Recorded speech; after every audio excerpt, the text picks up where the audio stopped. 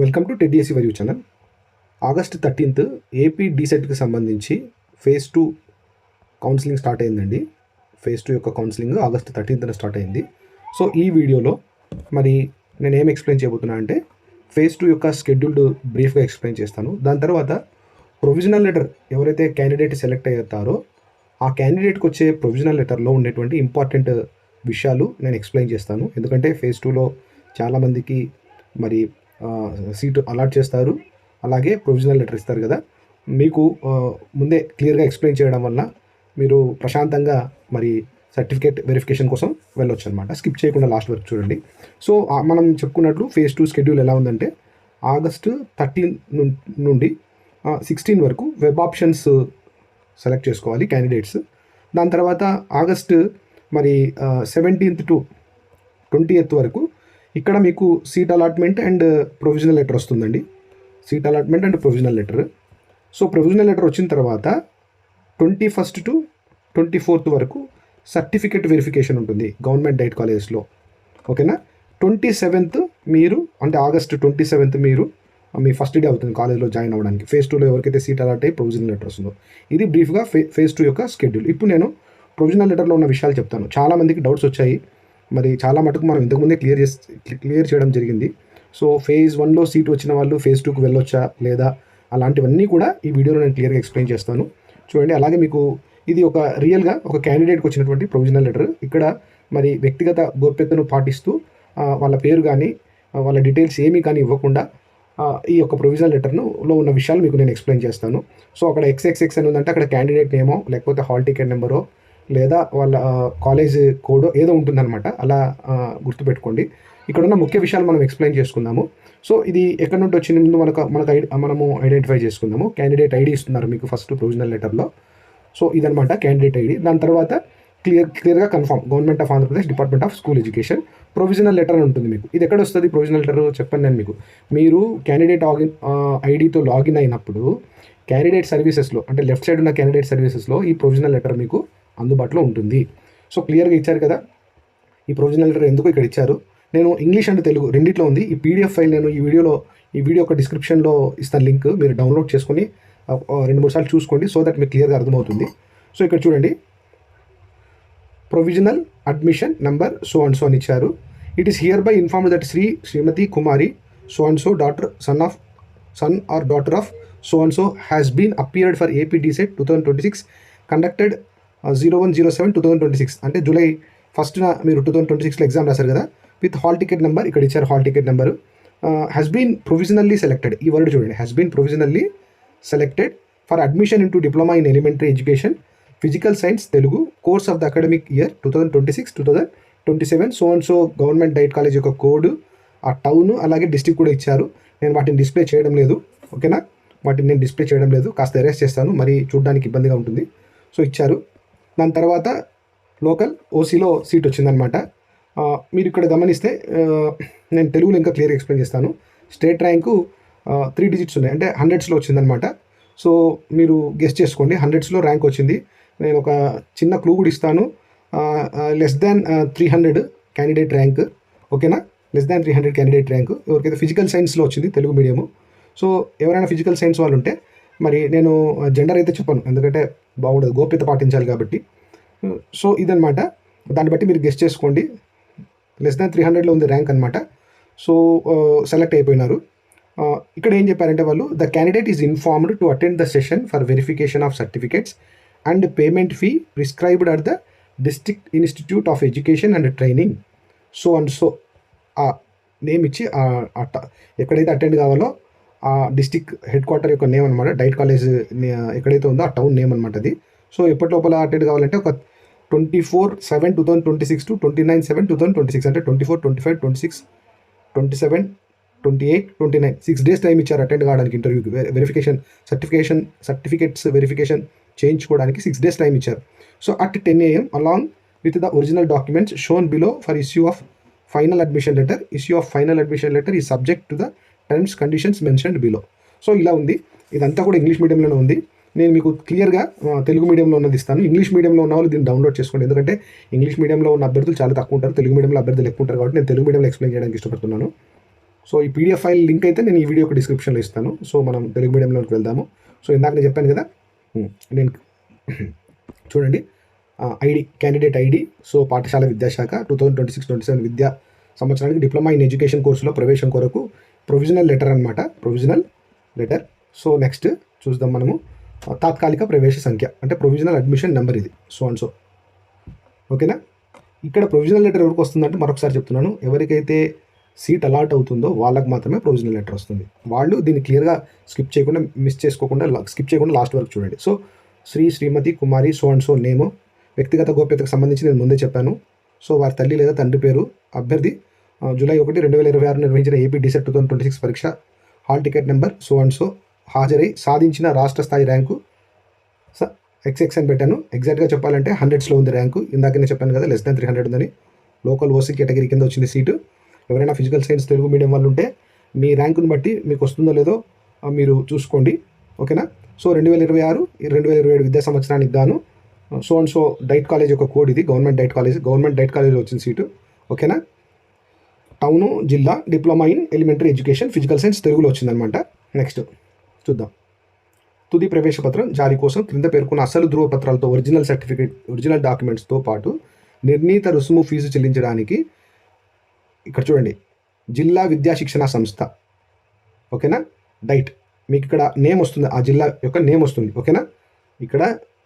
ఇక్కడ మీరు హాజరు కావాలనే జిల్లా నేమ్ వస్తుంది, హెడ్ క్వార్టర్స్ డైట్ కాలేజ్. ఇప్పుడు కర్నూలు అనుకోండి, కర్నూలు డైట్ కాలేజ్. అనంతపురం ఉంటే అనంతపురం గవర్నమెంట్ డైట్ కాలేజ్, అలా వస్తుంది అనమాట. ఒకవేళ సత్యసాయి ఉంటే సత్యసాయి వస్తుంది, లేకపోతే గుంటూరు ఉంటే గుంటూరు జిల్లా అని వస్తుంది అనమాట. సో ఎప్పుడు హాజరు కమ్మన్నారు? 24/7/2026 నుండి 29/7/2026 వరకు ఉదయం 10 గంటల వరకు సర్టిఫికేట్ల పరిశీలనకు హాజరు కావాల్సిందిగా అభ్యర్థికి తెలియజేయడమైంది. ఎన్ని రోజులు ఇచ్చారు? దాదాపుగా 6 days టైం ఇచ్చారు. అంటే ప్రొవిజనల్ లెటర్ మీకు వచ్చినప్పుడు ఈ రోజుల్లోనే ఖచ్చితంగా మీరు వెళ్ళాలి. ఇక్కడ క్యాండిడేట్కి జూలై 24 నుంచి జూలై 29 వరకు ఇచ్చారు, 6 రోజులు ఇచ్చారు. ఉదయం 10 గంటలకు వెళ్ళి సర్టిఫికేట్ల పరిశీలన కోసం అభ్యర్థి ఖచ్చితంగా హాజరు కావాలి.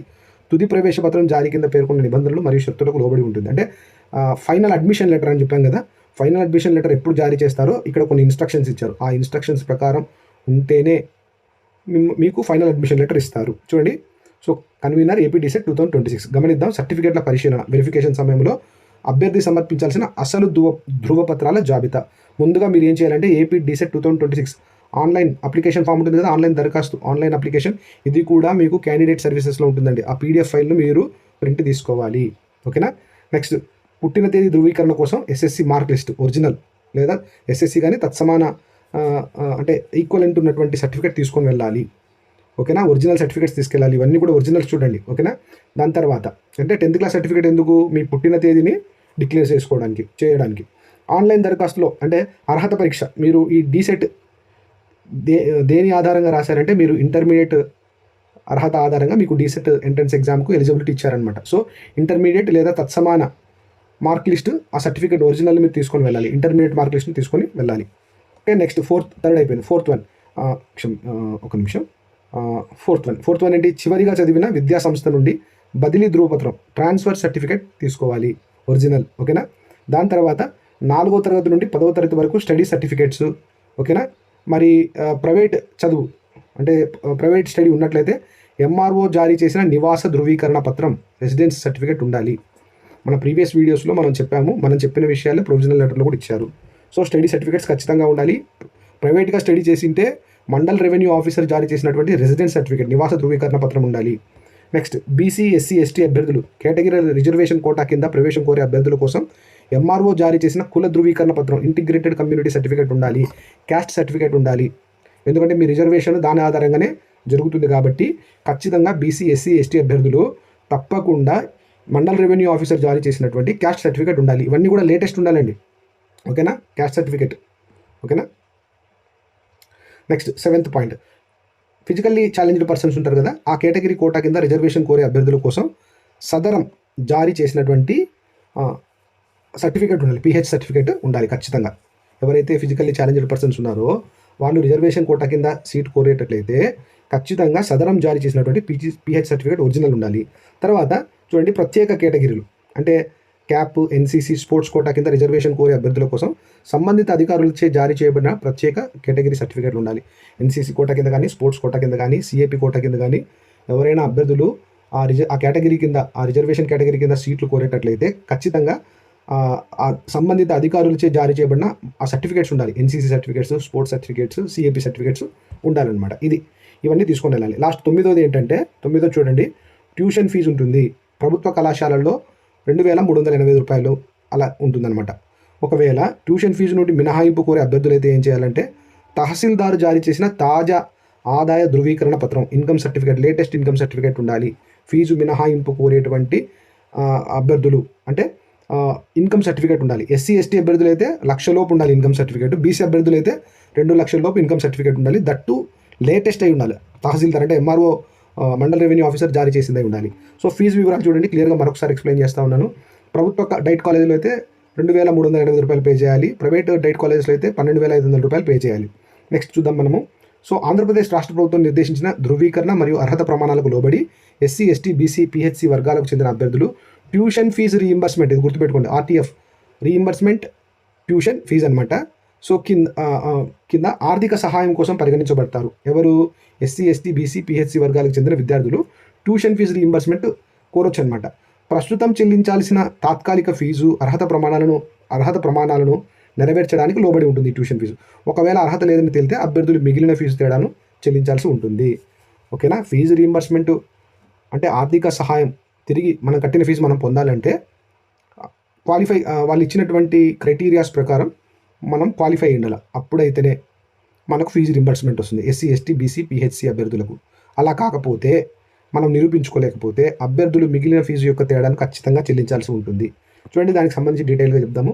ఆంధ్రప్రదేశ్ ప్రభుత్వ ఉన్నత విద్యాశాఖ మెమో నెంబర్ 286 ఇదంతా ఉందన్నమాట. సో ఇది నేను చదవను. 24/8/2015 ప్రకారం రాష్ట్రపతి ఉత్తర్వుల ప్రకారం ఆంధ్రప్రదేశ్ రాష్ట్రంలో స్థానికులైన విద్యార్థులందరూ ఆంధ్రప్రదేశ్లోని విద్యాసంస్థల్లో చదువుతున్నట్లయితే ఆంధ్రప్రదేశ్ ప్రభుత్వ ఫీజు రీయింబర్స్మెంట్ పథకం అర్హత ప్రమాణాల మేరకు వారికి ప్రభుత్వం నుంచి ఫీజు రీయింబర్స్మెంట్ అందించబడుతుంది. సో హ్యాపీనా? సో ఎవరైతే వాటికి సంబంధించిన ఫీజు రీయింబర్స్మెంట్ కోరే క్యాండిడేట్స్ ఎవరైతే ఉన్నారో వాటికి సంబంధించిన సర్టిఫికేట్స్ మీ దగ్గర ఒరిజినల్స్ ఉండాలి. సో ఆంధ్రప్రదేశ్ ప్రభుత్వ ఉన్నత విద్యాశాఖ ఆమోదించిన ఈ డేట్స్ నేను చదవనండి. సాంఘిక సంక్షేమ శాఖ ఇదంతా సో ఉందన్నమాట. వివరణాత్మక మార్గదర్శకాలకు లోబడి విద్యార్థులు ఆర్థిక సహాయానికి అర్హులు కావచ్చు. ఓకేనా? సో స్థానికత ప్రాంతం, నాన్ లోకల్గా ఉన్న అభ్యర్థుల విషయంలో అర్హతను రాష్ట్ర ప్రభుత్వం నిర్ణయిస్తుంది. అంటే నాన్ లోకల్ కేటగిరీలో సీట్ వస్తే మాత్రం రాష్ట్ర ప్రభుత్వం నిర్ణయిస్తుంది, అది గుర్తుపెట్టుకోండి. సో టర్మ్స్ అండ్ కండిషన్స్ చూద్దాము. అభ్యర్థి పైన పేర్కొన్న తేదీలలో సర్టిఫికెట్ల పరిశీలన అంటే వెరిఫికేషన్కు తప్పనిసరిగా హాజరు కావాలి. ఒకవేళ హాజరు కాకపోతే ఏమవుతుందో కూడా చెప్తాను. ఒకవేళ హాజరు కాకపోతే ఆ తాత్కాలిక ప్రవేశ లేఖ అంటే ఆ ప్రొవిజనల్ అడ్మిషన్ లెటర్ వచ్చింది కదా మీకు, అది రద్దు చేస్తారు. ఎవరైనా ఇచ్చిన డేట్స్ ప్రకారము ఒరిజినల్ సర్టిఫికేట్స్ తీసుకొని వెరిఫికేషన్కు వెళ్ళకపోతే మీ ప్రొవిజనల్ లెటర్ క్యాన్సిల్ చేయబడుతుంది, రద్దు చేస్తారు. అటువంటి సందర్భాల్లో ఏర్పడే ఖాళీలను, ఒకవేళ ఏ క్యాండిడేట్ అయినా ఒరిజినల్ సర్టిఫికేట్స్ తీసుకొని కౌన్సిలింగ్ అటెండ్ కాకపోతే ఆ ఏర్పడిన ఖాళీలను అడ్మిషన్ల కోసం 2వ దశ వెబ్ ఆధారిత ఎంపికల్లో మెరిట్ లిస్టులో తర్వాతి స్థానంలో ఉన్న అభ్యర్థులు కేటాయిస్తారు. ఇక్కడ క్లియర్గా ఒక విషయం తెలిసింది. ఎవరైనా ఒక క్యాండిడేట్ కౌన్సిలింగ్కి వెళ్ళకపోతే, ఒరిజినల్ సర్టిఫికేట్స్ తీసుకొని వెళ్ళకపోతే, నిర్దేశించిన టైంలో నిర్దేశించిన తేదీల్లో వెళ్ళకపోతే అతడు లేదా ఆమె యొక్క ప్రొవిజనల్ లెటర్ క్యాన్సిల్ అయిపోతుంది. అక్కడ ఏర్పడిన ఆ సీట్ ఏం చేస్తారంటే నెక్స్ట్ ఫేజ్కి దాన్ని అలాట్ చేస్తారు. మెరిట్ లిస్ట్ తర్వాత స్థానంలో ఆ అభ్యర్థి తర్వాత ఎవరైతే ఉన్నారో ఆ అభ్యర్థికి ఆ సీటు వెళ్ళిపోతుంది. సో తర్వాత పోయి నేను రాలేకపోయాను, నాకు కష్టంగా ఉండింది, ఈవెన్ సో ఏవేవో పరిస్థితులు ఎక్స్ప్లెయిన్ చేసినా కూడా ఎటువంటి పరిస్థితుల్లో మీ సీట్ మీకు తిరిగి ఇవ్వరు. ఎందుకంటే నిర్దేశించిన సమయంలో మీరు ఒరిజినల్ సర్టిఫికేట్స్తో వెళ్ళలేదు కాబట్టి. సో నిర్దేశిత సమయంలో సర్టిఫికేట్ల పరిశీలనకు గైర్హాజరైన తర్వాత అడ్మిషన్ కోసం చేసే ఎటువంటి అభ్యర్థనలు స్వీకరించబడవు. ఒక్కసారి మీరు ఒరిజినల్ సర్టిఫికేట్స్ తీసుకోకుండా వెళితే, ఒరిజినల్ సర్టిఫికేట్స్ వెరిఫికేషన్ కోసం వెళ్ళకుంటే ఆ టైంలో, వాళ్ళు చెప్పిన టైంలో మీరు ఇంకా తర్వాత వెళ్ళి ఎన్ని అభ్యర్థనలు చేసినా కూడా వాళ్ళు స్వీకరించారండి. ఎందుకు ఇన్నిసార్లు చెప్తున్నా అంటే, ప్లీజ్, చాలామంది నెగ్లెక్ట్గా ఉంటారు. మీ టైంలో మీకు ఇచ్చిన షెడ్యూల్డ్ టైమింగ్లో వెళ్ళి మీ ఒరిజినల్ సర్టిఫికేట్స్ వెరిఫికేషన్ చేసుకోండి. ఓకేనా? తర్వాత ఈ ప్రొవిజనల్ అడ్మిషన్ లెటర్ జారీ చేయడం అనేది అభ్యర్థి తమ ఆన్లైన్ దరఖాస్తులో సమర్పించిన వివరాలు మరియు వారు సాధించిన రాష్ట్ర ర్యాంక్ ఆధారంగా ఉంటుంది. క్లియర్? ఓకే. తర్వాత కాబట్టి ఏం చేయాలా? అభ్యర్థి అడ్మిషన్ క్లెయిమ్కు మద్దతుగా, అంటే అడ్మిషన్ సమయంలో తను ఏం చేయాలంటే అవసరమైన సంబంధిత పత్రాలను ప్రొవిజనల్ అడ్మిషన్ లెటర్లో పేర్కొన్న విధంగా సమర్పించడంలో విఫలమైతే వారి అడ్మిషన్ రద్దు చేయబడుతుంది. ప్రొవిజనల్ లెటర్లో మనకు 9 సర్టిఫికేట్స్ ఇచ్చారు. వాటిని సబ్మిట్ చేయడంలో విఫలమైతే మీ సీట్ క్యాన్సిల్ అయిపోతుంది. కాబట్టి ముందే అన్నీ ప్రిపేర్ చేసి పెట్టుకోండి. లేటెస్ట్గా ఉండేటట్లు చూసుకోండి. రేపు ఇంటర్వ్యూ అంటే ఈరోజు ఇన్కమ్ సర్టిఫికేట్ లేటెస్ట్ తీసుకొని పోవడానికి అట్లాంటివి చేయొద్దండి. ఓకేనా? ఎంత వీలైతే అంత తొందరగా మీరు ఒక 2, 3, 4 రోజులలో వచ్చేస్తుందండి. ఇంకా ఎవరైనా చేయించుకోకుంటే, తెలియని వాళ్ళు ఎవరైనా ఉంటే ఇన్కమ్ సర్టిఫికేట్ లేటెస్ట్ది ఉండాలి. అట్లా చెప్తున్నాను, ఇన్కమ్ సర్టిఫికేట్ లేటెస్ట్ది ఉండాలి. ఓకేనా? కొన్ని సందర్భాల్లో కన్సిడర్ చేస్తారు. లేటెస్ట్ సర్టిఫికేట్ లేకున్నా కొన్ని సందర్భాల్లో, సార్ సో అండ్ సో డేట్లో నేను ఇంత టైం లోపల నేను ఒరిజినల్స్ తెచ్చిస్తాను, ఇది నా సమస్య అని మీరు లెటర్ రాసిస్తే అక్కడ ఉన్న అధికారులు ఖచ్చితంగా దాన్ని యాక్సెప్ట్ చేస్తారు. మీరేం ఇబ్బంది పడాల్సిన అవసరం లేదు. తుది ప్రవేశ లేఖ, ఫైనల్ అడ్మిషన్ లెటర్, ఇది ఇంపార్టెంట్. ఓకేనా? పొందడానికి అభ్యర్థులు నిర్దేశించిన ఫీజును స్వయంగా సెల్ఫ్ పేమెంట్ ద్వారా చెల్లించాలి. దీంతో అభ్యర్థి తమకు కేటాయించిన కళాశాలలో చేరవచ్చు. ఒక్కసారి ఫీజు చెల్లించిన తర్వాత ఎట్టి పరిస్థితుల్లో కూడా తిరిగి చెల్లించబడదు. Non refundable. అభ్యర్థి అడ్మిషన్ ఉపసంహరించుకున్నప్పటికీ కూడా ఫీజు ఇవ్వబడదు. నేను చేరనన్నా కూడా ఫీజు అయితే రిటర్న్ ఇవ్వరు. ఓకేనా? నెక్స్ట్ చూడండి, 4th పాయింట్, సర్టిఫికెట్ల పరిశీలన సమయంలో అభ్యర్థులు ఖచ్చితమైన క్రమశిక్షణ పాటించాలి. గుర్తుపెట్టుకోండి. ఓకేనా? అక్కడ సర్టిఫికేట్స్ వెరిఫికేషన్ జరుగుతుంటే నేను టీ దానికి పోయినాను, లేకపోతే ఇంకో దానికి పోయినాను అనేది కాకుండా, మీరు సర్టిఫికేట్స్ ఏ డేట్స్లో అయితే మీకు వాళ్ళు రమ్మని పిలుస్తారో వెళ్ళి డిసిప్లైన్గా ఉండండి. సెషన్కు ఆటంకం కలిగించిన, అనుచితంగా ప్రవర్తించిన లేదా ఎలాంటి అవాంతరాలు సృష్టించిన నిబంధనల ప్రకారం క్రమశిక్షణ చర్యలు తీసుకోబడతాయి. ప్రొవిజనల్ లెటర్ వచ్చిన అభ్యర్థులంతా మీకు ముందే నిర్దేశించిన తేదీల్లో ఆ సెంటర్స్ దగ్గరికి వెళ్ళి డిసిప్లైన్గా ఉండండి, రెస్పాన్సిబిలిటీతో ఉండండి. మీ సీరియల్ నెంబర్ మిమ్మల్ని పిలిచేయడానికి అటు ఇటు ఆలస్యమైనా కూడా కాస్త మీరు ఆలోచించి నిర్ణయాలు తీసుకొని ఆ టైంకి మిమ్మల్ని పిలిచే టైంకి అక్కడ అందుబాటులో ఉండేటట్లు చూసుకోండి. ఓకేనా? సో మొదటి దశ వెబ్ కౌన్సిలింగ్లో అడ్మిషన్ పొందిన ఏ అభ్యర్థి అయినా మొదటి దశ తర్వాత మిగిలిన ఖాళీల ఆధారంగా వేరే కళాశాలలకు మారాలనుకుంటే వారు 2వ దశ వెబ్ ఆధారిత కౌన్సిలింగ్లో దరఖాస్తు చేసుకోవచ్చు. ఇది చాలామంది అడిగారు. సో నాకు చాలా లాంగ్లో వచ్చిందండి. మా టౌన్లో ఉన్న డైట్ కాలేజ్కి నేను జాయిన్ అవ్వాలనుకుంటున్నాను, నెక్స్ట్ ఫేజ్లో అప్లై చేసుకోవచ్చు అని. ఖచ్చితంగా అప్లై చేసుకోవచ్చు. ఇక్కడ ఇచ్చారు కదా, ఫస్ట్ ఫేజ్లో కౌన్సిలింగ్లో అడ్మిషన్ పొందిన అభ్యర్థి మొదటి దశ తర్వాత మిగిలిపోతాయి కదా కొంతమంది, మొదటి దశ కంప్లీట్ అయిన తర్వాత మిగిలిన ఖాళీల ఆధారంగా వేరే కళాశాలలకు మారాలనుకుంటే వారు 2వ దశ వెబ్ ఆధారిత కౌన్సిలింగ్స్లో దరఖాస్తు చేసుకోవచ్చు, కాలేజ్ మారాలనుకుంటే. ఓకేనా? సో నో డౌట్ అనమాట ఫ్రెండ్స్. ఇది ప్రొవిజనల్ లెటర్కి సంబంధించినటువంటి విషయాలు. మన TEDSC ఫర్ యూ ఛానల్ను సబ్స్క్రైబ్ చేయండి, లైక్ చేయండి, షేర్ చేయండి. కొద్దిగా ఒక చిన్న ప్రమో చేస్తున్నాను నేను. మన TEDSC ఫర్ యూ ఛానల్లో మరి టెట్ అండ్ DSCకి సంబంధించిన వీడియోస్ ఉన్నాయి. ఓకేనా? That Google forms and web based computer based test ఎలా ఉంటుందో అలాంటి ఫైల్స్తో మనము వీడియో క్లాసెస్ చేస్తున్నాము. కేవలం సబ్జెక్ట్ ఎక్స్ప్లెయిన్ చేయడమే కాదు, అభ్యర్థులు ఎవరైతే ఈ టెట్ లేదా DSCకి ప్రిపేర్ అవుతున్నారో వాళ్ళ మొబైల్లో ప్రాక్టీస్ చేసుకునేటట్లు గూగుల్ ఫామ్స్ ద్వారా మనం వీడియో క్లాసెస్ చేస్తున్నాము. GK, current affairs, psychology, social, science అన్ని సబ్జెక్టులపైన చేస్తూ ఉన్నాం. కాబట్టి మన TEDSC ఫర్ యూ ఛానల్ను సబ్స్క్రైబ్ చేసుకోండి, లైక్ చేయండి, షేర్ చేయండి. ఇప్పుడు ఎవరైతే కొత్తగా మరి ఈ DED కోర్స్ జాయిన్ అవుతున్నారో మీ 2 ఇయర్స్లో కూడా మీకు గైడెన్స్ ఇవ్వడానికి, అలాగే మధ్య మధ్యలో వీడియోస్ చేస్తూ ఉంటాను నేను. దాని తర్వాత ముందే మీరు టెట్కి ప్రిపేర్ అవ్వడానికి కూడా మన TEDSC ఫర్ యూ ఛానల్ చాలా యూస్ఫుల్గా ఉంటుంది. మీరు రెగ్యులర్గా మన TEDSC ఫర్ యూ ఛానల్ను వాచ్ చేయండి. టెట్ ఎగ్జామ్కి సంబంధించినటువంటి గూగుల్ ఫామ్స్తో కూడినటువంటి వీడియోస్ మీకు అందుబాటులో ఉంటాయి. మీరు మీ మొబైల్లో సొంతంగా ప్రాక్టీస్ చేసుకోవచ్చు. రోజు ఒక హాఫ్ అన్ అవర్ మీరు ఈవినింగ్ టైమ్స్లో ప్రాక్టీస్ చేయగలిగితే మీ 2 ఇయర్స్ కోర్సులో ఆటోమేటిక్గా మీ 2 ఇయర్స్ కోర్సులోనే మీరు టెట్కి ప్రిపేర్ అయిపోతారు. ఈజీగా మంచి మార్కులు స్కోర్ చేస్తారు. నెక్స్ట్ DSC కూడా సన్నద్ధంగా ఉంటారు. Thank you one and all. Your well wisher TEDSC for you.